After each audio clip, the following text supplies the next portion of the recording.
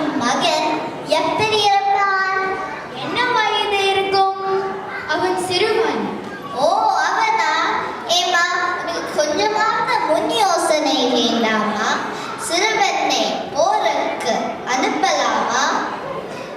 சிறுவன் என்ன செய்வான்? பாவம், எதிரியின் வேலை கண்டு பயந்து போயிருப்பான். அந்த வேல் அவன் முதலில் தாக்கி கொண்டிருக்கும். என்ன, என் மகன் முதுகில் காயப்பட்டு இருந்தானா? இல்லை, போய் இப்படி நடந்து இருக்கவே முடியாது. என் மகன் கோழை இல்லை. கொடுங்கள் அந்த வாளை. இதோ இப்போதே போர்க்களம் சென்று பார்க்கிறேன். இவளல்லவோ மரக்குடி மடந்தை. முந்தா நாள் அண்ணனை பறிகொடுத்தாள். நேற்று கணவனை இழந்தாள். இன்றுதான் ஒரே செல்வன் இருந்தான் என்று கேட்ட மனம் கலங்கவில்லை. சிறுவன் என்ன செய்வான்? பாவம், எதிரியின் வேலை கண்டு